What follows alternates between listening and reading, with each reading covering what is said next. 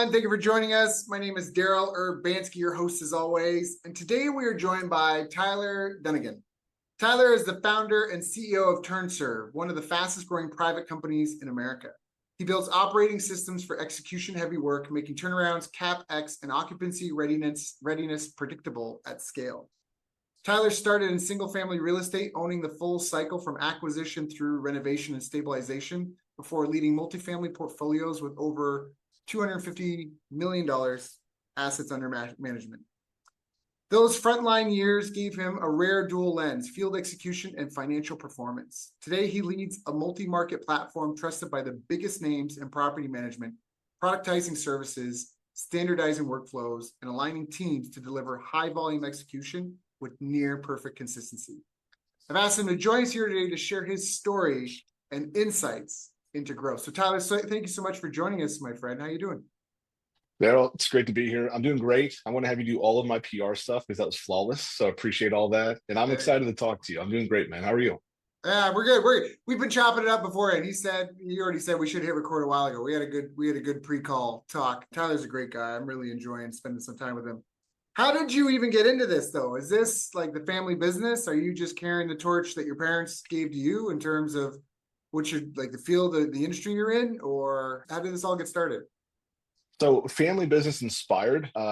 When I was growing up, my dad owned a building company, and I saw him constantly in kitchens, remodeling, all these kind of things. Saw him get up and go to work every day, and I just knew he was doing something in cool houses. I think the pinnacle of what I saw him do, it was kind of cool. There's a Cleveland Indians player named Jim Thome. Guy's a Hall of Famer, and my dad did his kitchen. He remodeled it, so that stuck out to me. But outside of that, so I grew up around it. I saw my dad doing it, getting the phone calls, running a small business out of the office at home and whatnot. But really, I wanted to make my own path, so to say. And like you said, I started off in single family, got into multifamily, and then got involved on the vendor slash supplier side of the street. And really, it's just been this journey of what's next. So mostly, on my own accord, with a little bit of inspiration from mom and dad. So when you say you got into single family, what does that mean? All right, so I'll give you the quick story on this. So I played college football, then I played semi-pro football, and then I found out that I was having a kid. And so this like hopeful I can make money in the NFL one day, all these fanciful dreams, reality hit me like really quick. And so when I found out I was having a kid, I went to a few people that I knew were successful, and I pretty much asked them, "Hey, where do I get started? Like, what should I do? Like, I don't have a Harvard MBA. Like, how do I get started?" They all encouraged me to get involved in real estate. And so I started off just doing handyman services in like single family, like regular houses you'd see on the street. And because I couldn't afford any real estate or anything like that at all, but I could work on them and I could give my time and make money off of these things. And so I started off just doing services at these houses for investors. And then I slowly became the investor, and I started partnering with other people, using other people's money, flipping houses, renting some of those out, selling them, all that kind of stuff. And so that was my first step into real estate, was just, from handyman services to eventually just full-fledged flipping and having my own investors like going in on deals with me. That was my introduction to real estate. Got it.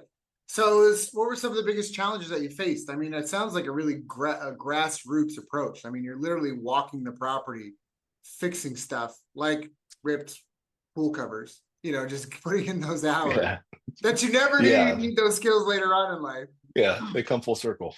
I think the hardest part about single family real estate, and this is what eventually led me out of it, was the variables. You could do all of your homework. You can come up with a good thesis and a good pro forma. Hey, I'm only buying this style of house, no wells, no basements, whatever else criteria you have, and that'll help out a little bit. But until you go behind a wall, but until you really see what's like in the attic or foundation, you have no idea what's going to pop up. And with that many variables, it's really hard to systemize those things. I started every single one of my days either at the project house that we were flipping or at Home Depot, one of the two. And it was very tough to delegate and build a system in that space. And for me, there's people that have success doing it.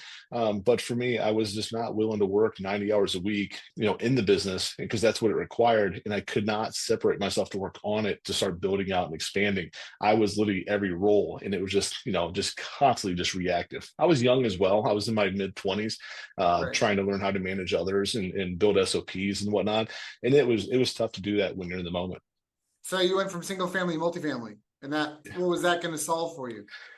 So when I realized that I had accomplished what I thought that I wanted to set out to do in single family, and that was flip houses, do a few a quarter and all this, and rent them out and refinance, all this kind of things. When I realized that, hey, like this is probably not all that I had in mind. I could build this up, hire somebody to do it. And I was like, I just don't know if I want to go that route. So at this point, I reached out to a couple mentors. At the time, they weren't mentors. They were just more successful people in my city. And I just told them like, hey, here's what I'm doing single family. Here's what I want to do next. And every single one of them encouraged me. They said, hey, real estate's the right avenue, but single family is probably the wrong category. They said, look at multifamily. I said, that's cool, but I don't know anything about multifamily, like apartment management. It's so different. And they said, just get involved in it and understand it. So I started off just consulting for a property management company just to learn the foundations of what's leasing look like, what's maintenance look like, what seasonality trends look like. It's a different world. It's fast, it's big, and it's broad. There's so much going on. And that alone is what took me from single family to multifamily, is just because it was more predictable. It was scalable. It was in a space that was essential, and you could build a business out of it. And at the end of the day, the coolest part to me was they're just big rectangles painted different colors. Yeah. And the houses, there's three levels, there's so many variables, you name it. And an apartment, 800 to 1200 square feet, one or two colors, one style of floor, good updates, but like everything's consistent. There's no customizations here or some weird thing that some contractor did 20 years ago over here. It's all just primed to really be smooth, and you could build systems in it. And that's what I realized when I was managing multifamily. And I built my way up in management. I started off just consulting, and I got lucky because I worked my butt off for somebody that one individual owned an entire portfolio of apartments. He had around $250 million worth of multi, and I managed it all for him. And I started from the complete bottom, learning. I knew nothing, to by the time I left air quotes corporate America, I was the director. I was managing and directing everything from maintenance to handling the banks, to handling insurance and legal and everything else. And I got a full scope look at how the multifamily world works, what makes it tick, what are the headaches, what are the struggling points. And when I was in it, the reason why I eventually left that to make my own company was because when I was managing these assets, I could do everything flawlessly. My team and I executed very highly. We did everything, to a T, but we routinely struggled finding enough qualified vendors or suppliers to keep up with our needs and demands. Not everybody realizes this, but 50% of renters move every single year in a complex that has 300 apartments in it. That's 150 mini flips that happen in a very tight window. Now, if you have a property management client and they have 20 properties, you can do the math and see how much volume exists in that world, and why you absolutely have to be just completely dialed in on your processes, your people, and everything else. But that was fundamentally the biggest difference between single family and multifamily for me. Again, same class of work, way different variables. Yeah. So I wrote that down. So when you say it was a different world, and you talked about it was more predictable and scalable. Can you kind of contrast the two for us? Like because some people just don't know, right? Real estate, a lot of people want to get into real estate, but they don't necessarily understand. So can you contrast the two when you said that it was a very Yeah. different world and more predictable, more scalable? How? So single family, picture you have brokers feeding you deals, or you're sending out mailers or hangers, and you're trying to get people to sell you their house for way less than what you can get out of it if you fix it. And it's kind of like you're trying to harpoon the assets in order to flip them.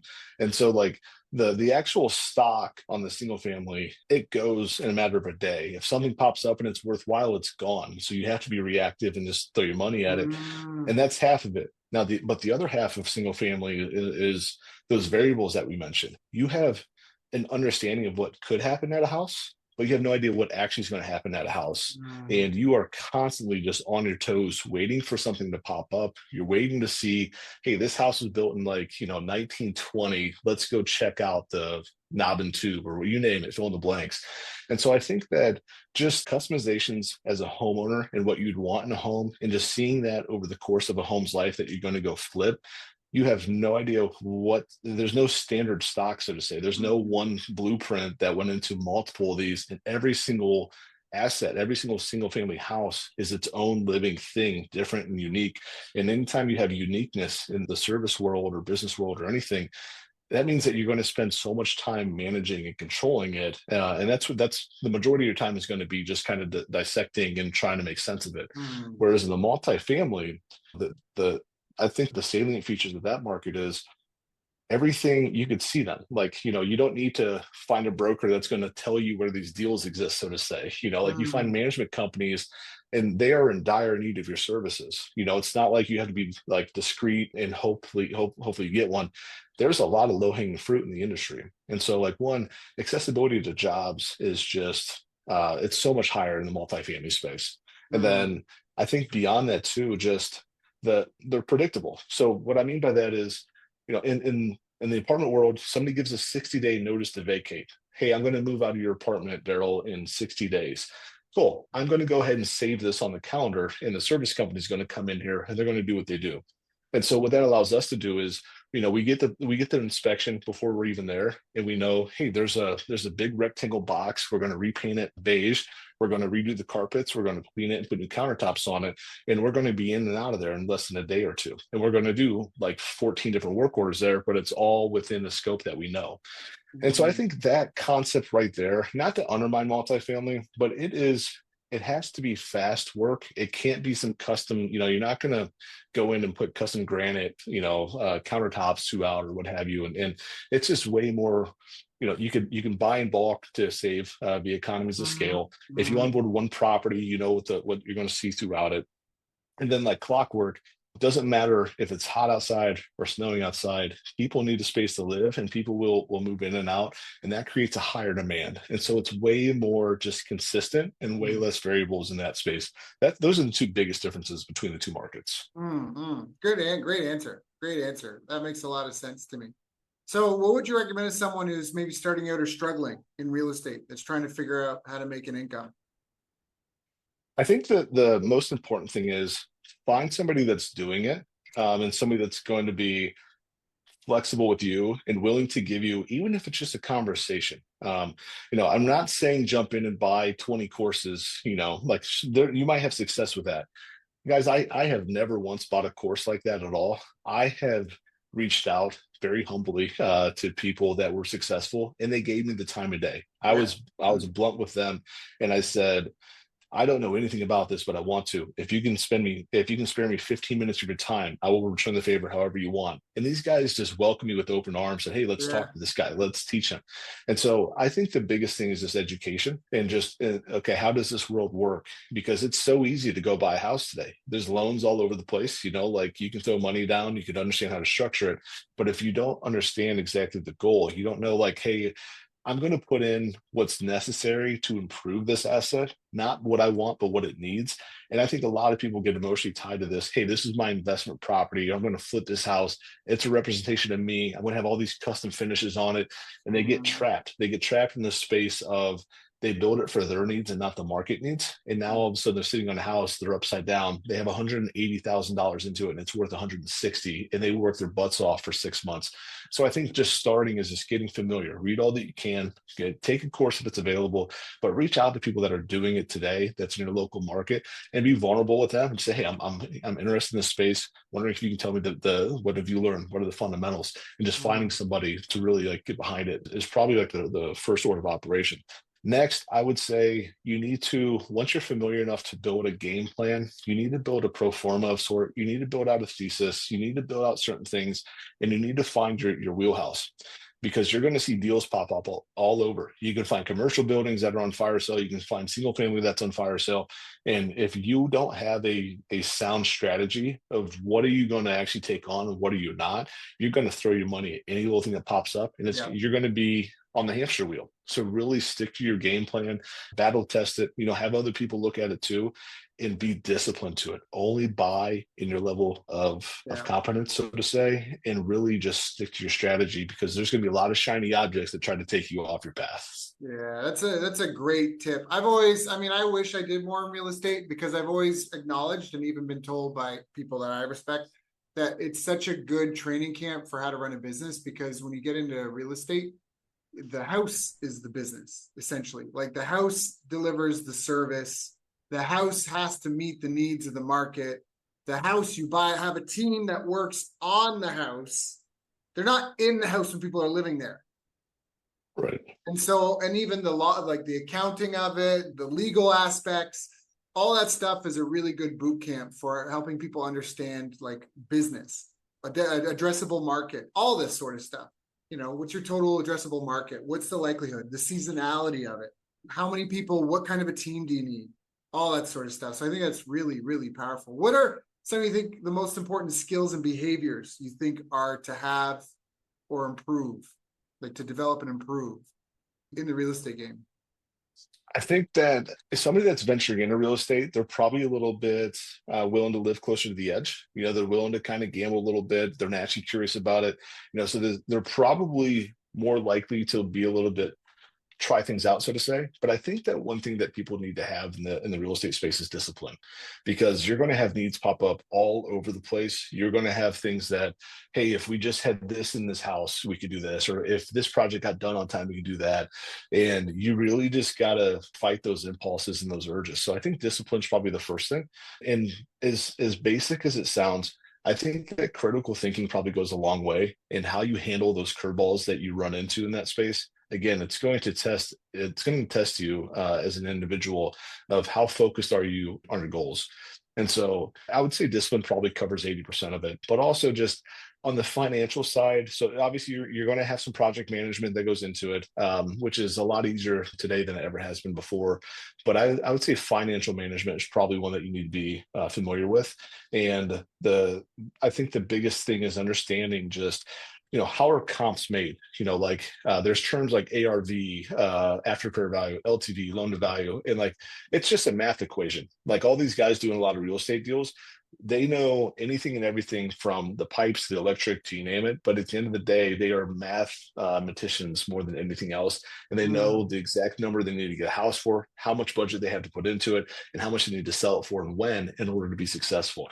So I think if you have familiar with kind of like a few of those pieces that you'd be successful, the number one thing that trumps anything else in real estate, doesn't matter how shiny your house is, how good of a deal you got, anything like that at all. If you don't know cash flow, you will learn it very quickly. And hopefully it's not because you're picking up the pieces. You have to know cash flow 101. And it's not that elaborate, but you have to understand the concept of money in, money out. Yeah, that's people need to re-listen to that and write down. Like I've been doing this podcast for a long time and I'm still taking down lots of notes. This is lots of good stuff, and the fundamentals are really important. I mean, I did Brazilian Jiu-Jitsu for 6 years. I had a school for 3 of those 6. And I remember people always want to come in and they'd be like, oh, rubber guard or the turtle guard or this new thing. But the most impressive stuff, what is it? Greg Glassman says is virtue is doing the common uncommonly well. And when you look at the highest levels, there's all these fancy moves that work on people that aren't expecting it. It works on the uninitiated. But a lot of the stuff wouldn't work on people that kind of knew what was up. And that's the most impressive competitors, you see at the highest level of the world-class level one is Roger Gracie. He's a great competitor. I wasn't really his big fan, but it was so impressive that he would show up and everybody knew what he was going to do. We're talking about the best in the world, black belts that have been doing this since they could crawl. And he would show up and everyone knows he's going to judo throw you, he's going to take top mount control, and he's going to gi choke you. That was these are the things. And the problem is no one could stop it. It's like the best, and the fundamentals are fundamental because you learn them in your first 6 months. And you're doing them to people that have been doing this sport since they were 2 years old, and that's where your double, triple, flip, spinny, kicky back thing might look great in a YouTube clip. But when it comes to paying your bills, putting food in your family's mouth, paying, your medical bills, preparing for retirement, getting your money back that you've invested, the fundamentals are so critical. And I think that that's a discipline, critical thinking, problem solving, financial management, cash flow management, ARV, LTV, understanding how comps work. That's super powerful. And so how did this lead you to TurnServe? Yeah. So reflect on the journey really quick. So I was in single family. I was learning on the fly. I was in super reactive mode, and I was betting the house no pun intended. Every house I did, I was like, I hope that this works. Here's all my money. And so, by the end of it, I learned a lot, but also I was like, all right, cool. Like I'm going to need a team or change my course. And then by the time I got to multifamily, I was kind of relieved, but I've also learned a lot. So like, going from like stressful thing to a new thing, which kind of like at the same time, kind of learning as we go here.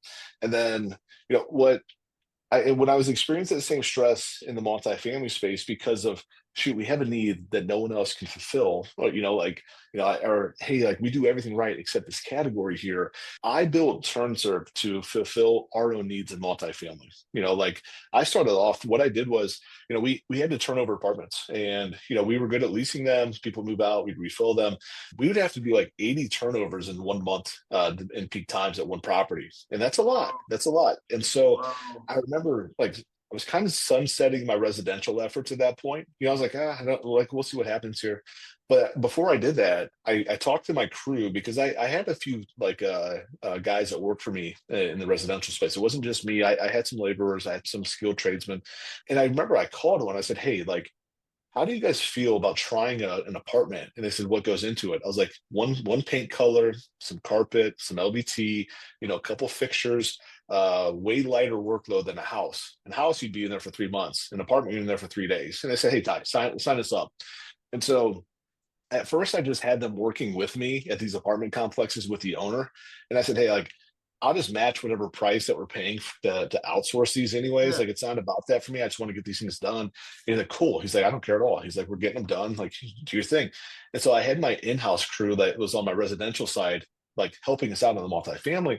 And it was fulfilling my own need because we did everything right, except we couldn't find these people. And then like it worked. And then we did it more. And I was like, then we did some more. And then I had buddies in the industry who were like, hey, like, who are you using for this and this? Like, I'm actually using my residential crews. And like, I helped out some buddies in the space. And it got to the point to where TurnServe, even though it wasn't quite that yet, it was probably more fun for me, and it was busier, and it was way more profitable than anything I've ever tried before. And I was like kind of like just stuffing it in to see if it would like help us out, so to say. And so I just came to that inflection point where I just realized, hey, this is a very viable and needed business. It's like people across the industry need it. High demand. Like I'm literally having people call me, and even though I'm not marketing, and ask me if I could help them. And I'm like, that's crazy to me. Like that's how big the Mhm. need is. I just got to that inflection point where I just had to decide, like, hey, do I chase this route and start turning again? Do I leave corporate America at this point and like double down, bet the house on this concept again? And I did. I got to the point where in the portfolio I was managing all those assets, they were stabilized. All these things with the bank, they were all good. Like I improved the occupancy, I decreased the cost. I remember talking to the owner, and I said, hey, like, listen, if your goal is to sell this portfolio, you're ready to do it. He's like, I agree. I was like, occupancy is 98, your costs never lower. Man, we did it. Like we did a good job. He was like, yeah, nice job on this. And I asked him, I said, hey, this turnover idea. I was like, it really helped us out. I had buddies wanting to do it. I was like, I'll be honest with you, like I'm an entrepreneur at heart, and I really want to like push this and try it. Do you care if I venture outside a little bit and try it out? And he was so happy that his portfolio was kind of stabilized finally. He's like, dude, he's like, go try it, man. He's like, I'm here if you need me.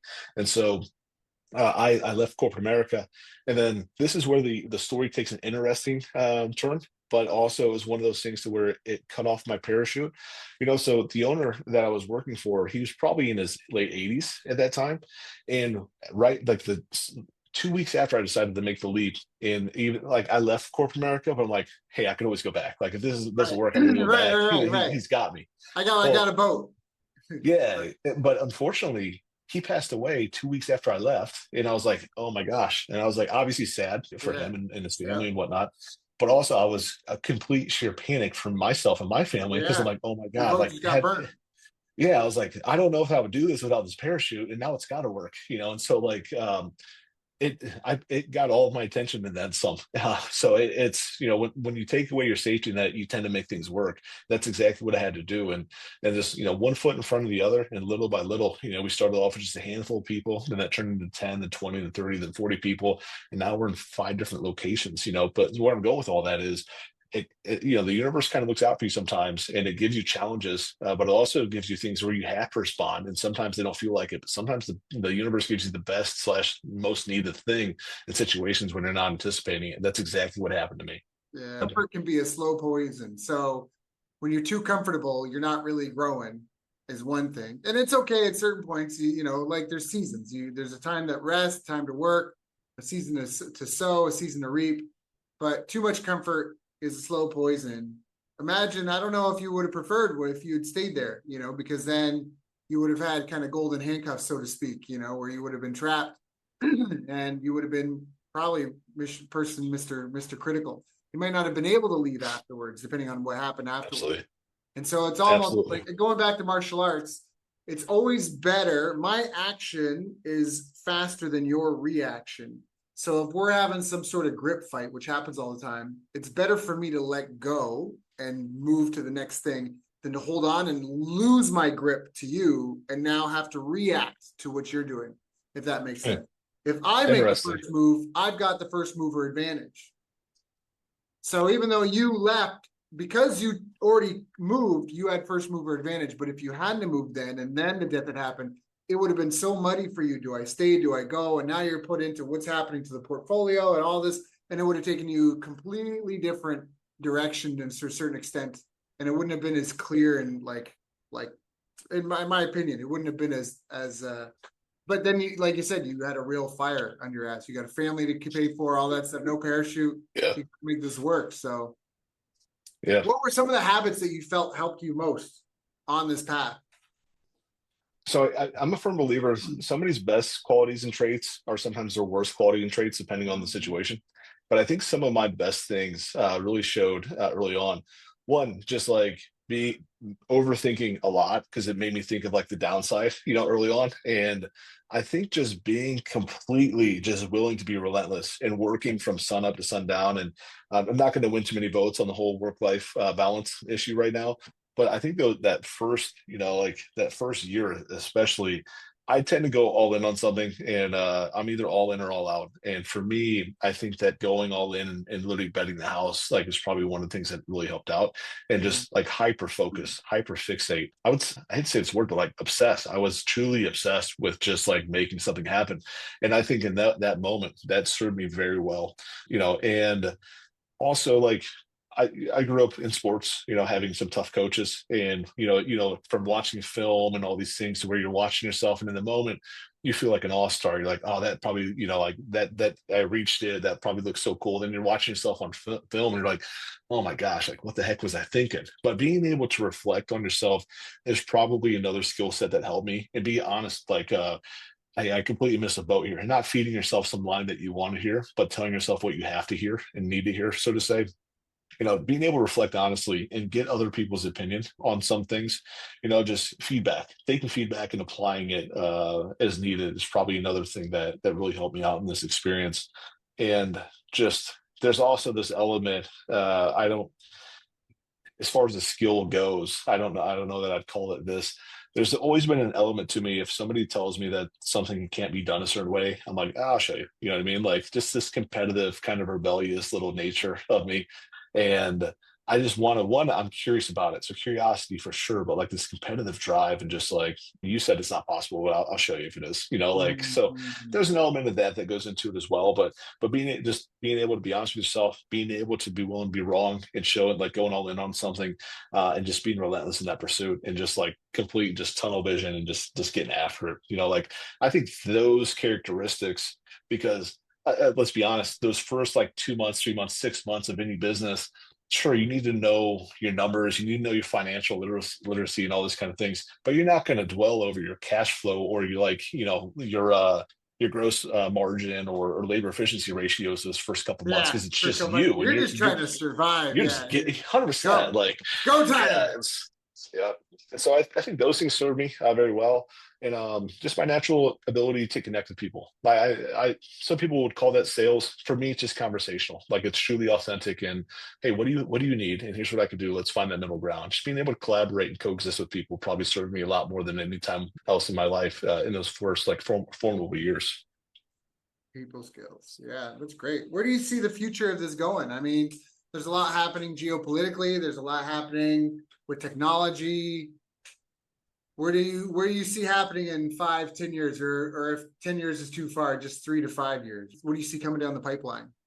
Yeah, 3 to 5 years is more my speed. Obviously, innovation is going to be all around every industry, obviously. Like so for my business, for example, in turn, my focus for the customers is quality of life, but also my team's quality of life. And so I definitely see this component of we're taking this old dinosaur of an industry that's normally like pen and paper and phone calls and hard hats and muddy boots to automated software to convenient reminders, notifications there, but not there, seamless, high quality of life items, right? And so like that's what I'm excited for the most about my companies is one, we have a client base where we could form solutions for them, which is interesting. And it's one of those spaces where sure we sell and we do all those things, but we're already in the buildings. And now it's like, okay, what sort of impact can we make for our clients?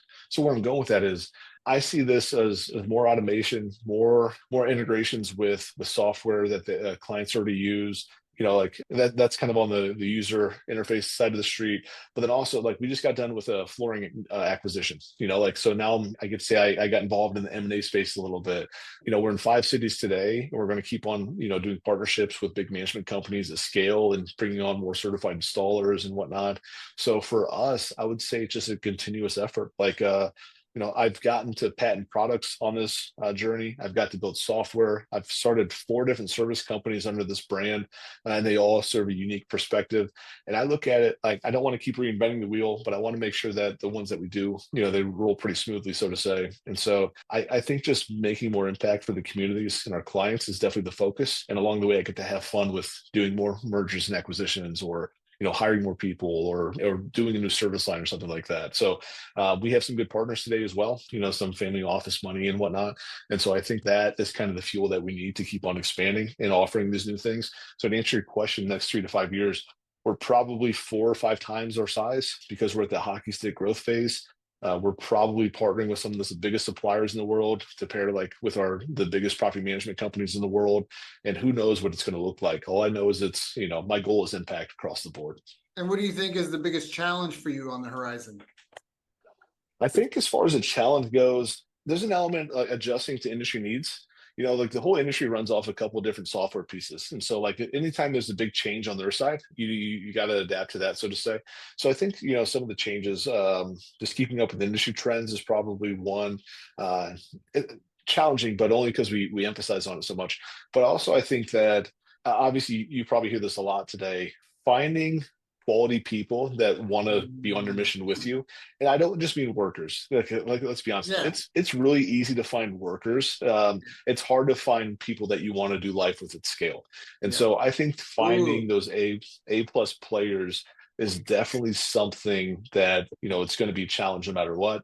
And then lastly, who knows, like with the whole Fed and elections and is Bitcoin 0 or 250, like so getting interest rates dialed in, that surprisingly impacts our business quite a lot. So any uncertainty around that side of the street, you always have to respond. At the end of the day, like it's just one of those things. Again, the space is essential, so it's always going to be there. Now it's on the operators. How do we make sure that we get the results that we need? Who knows? I might change that answer next week, but for now, that's what I'm focused on. Those are the challenges. yeah, that's a good answer. I appreciate that. I think, and you touched on some of the things that what's happening in the grander scheme impacts you as well. Like you said, interest rates, geopolitics, that impacts how much people are moving or aren't moving. Yeah, exactly.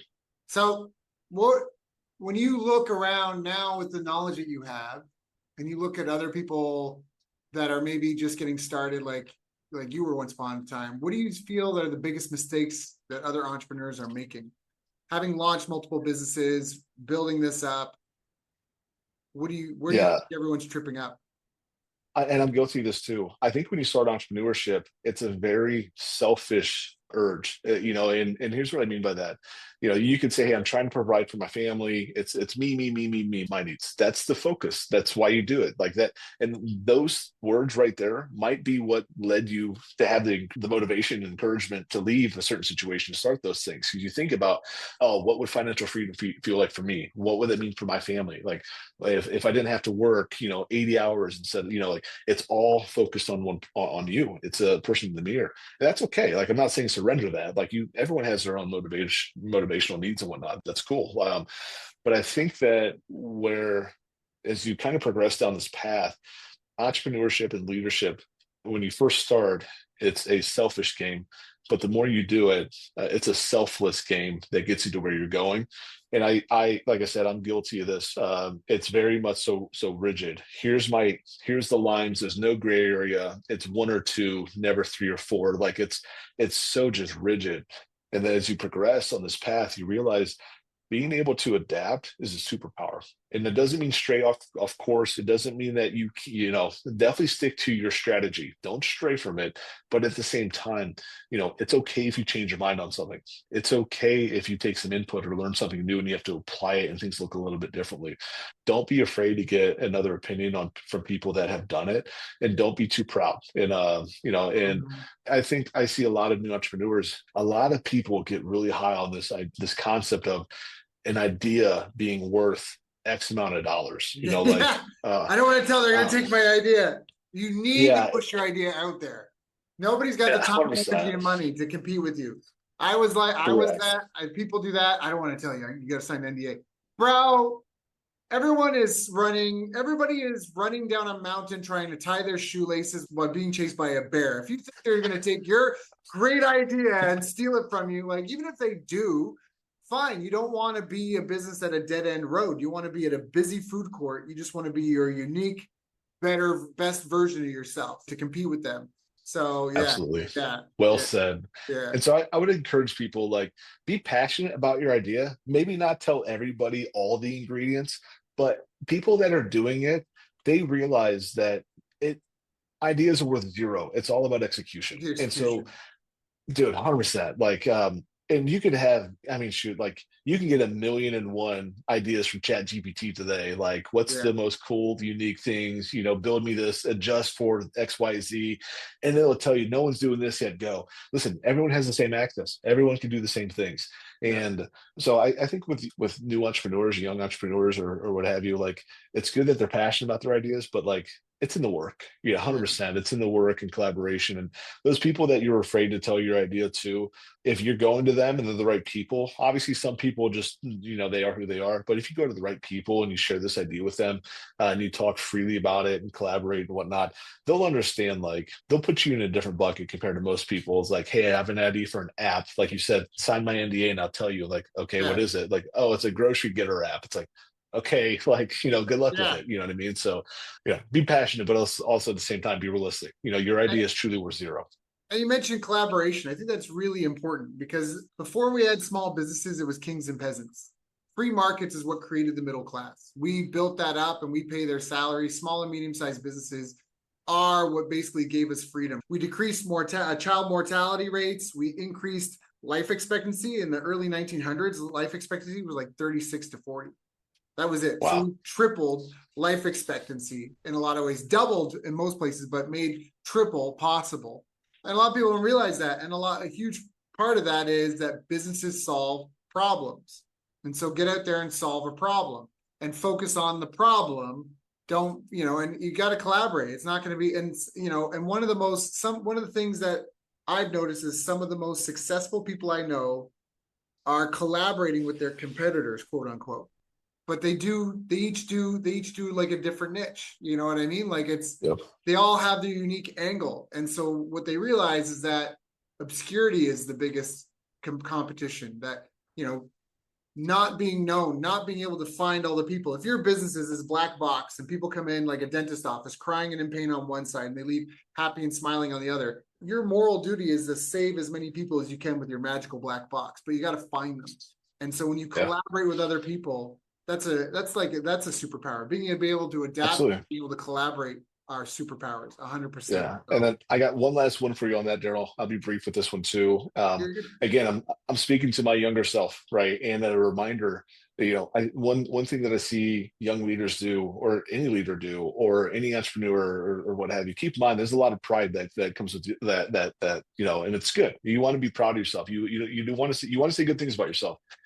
But the further I get on this journey, the more, and the cool people that I get to hang out with every now and then, and people that are like billionaires or similar, what I notice is this: they're okay with the fact that they're not good at everything. And when you Mhm. first start off, oh, I'll figure it out. Hey, I'll do this. Oh yeah, I got this. Sales, no problem. Finance, I got it. Marketing, I got it. Labor, I got it.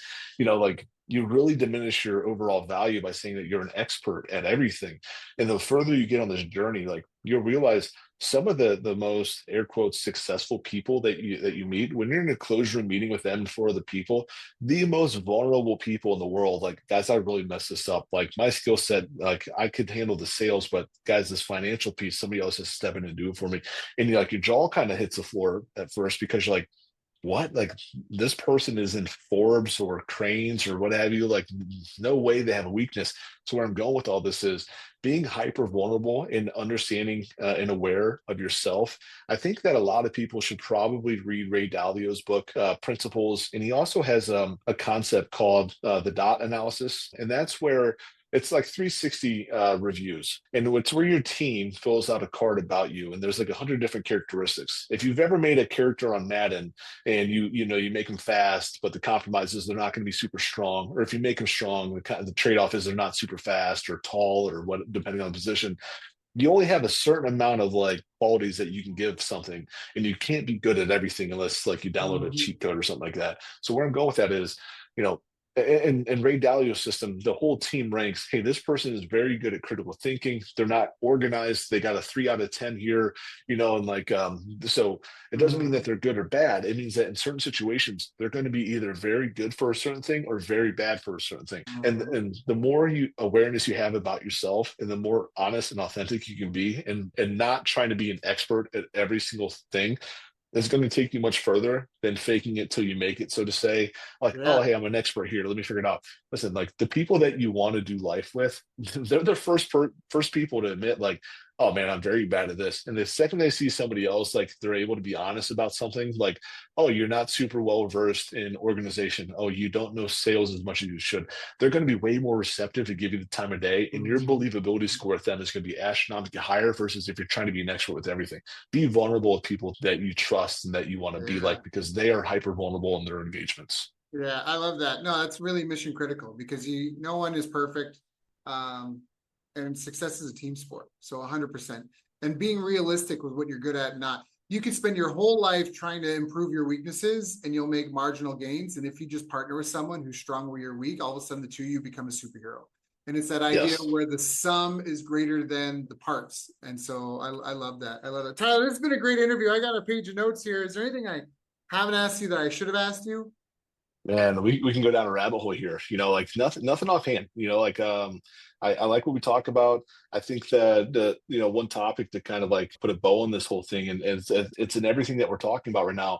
It's all just mindset and comfortability and confidence and whatnot. And I think that that's probably what you learn the most on this entrepreneurial journey or leadership journey, whatever else you want to call it is. It's not a bad thing to not be good at something, or it's not the end of the world. Like, be willing to go all in Mm, on something, like chase your passion. Like, don't think that everybody has everything figured out all the time, because that's the illusion. That's what you see in the mm, media. Most people that are doing things, like, they're the first people to tell you, like, I guessed on this, I suck at this, like I completely messed that up. Don't wait to be perfect, because you will wait your whole life, it'll pass you by. Like, if mm, you're passionate about something or a cause or what have you, no one else has it all the way figured out. Like, mm, I've had the absolute this blessing, and I've gotten lucky enough to where I can sit in some round tables every now and then with people that are, they're a Fortune 500 company, like high level ranking, you name it, and just seeing how they operate. At first, you think they're joking, but oh, this person's very serious. They're not very good at X, Y, or Z, but they're still successful. Just make sure, like, if you have an idea, chase it. Don't wait to be perfect. Don't wait till you have everybody's blessing. You should probably be comfortable living that void of, hey, half the people in the room are telling me no, half the people are telling me yes. That's a good spot to be in, because that's where you should live. So really, just kind of to end it with that, like, um, everybody's still figuring it out, guys. And I think that's probably one of the things I've learned the most in this journey over the past 8 years at this point. yeah, fantastic. Tyler, if people want to learn more, if they want to get in touch with some of the best ways for them to reach out. LinkedIn, Tyler Dunagin on LinkedIn. Just mention that you saw me on Daryl's pod, and that way I know to respond to you. So I know it's not an AI message, so to say. We'll connect on there. Really, any social media that I'm attached to, just find me. It's just my name, Tyler Dunagin. And then TurnServe.com, TURNSERV.com. That's all my companies and whatnot. So get a hold of me, guys. I'll definitely collaborate and talk to anybody. Yeah, so reach out, go check out TurnServe.com, TURNSERV.com. You can also look him up on LinkedIn and other social media. Tyler, Tyler, Dunagin, Dunagin. You know, you got the right guy if he's in Greater Cleveland. So Tyler, thank you so much for coming and sharing with us, knowing you got your own family, your own direct reports, your own companies to manage. Thank you for coming and sharing with my audience and I so we could all do better. I love it. Thanks, Daryl. Appreciate you having me.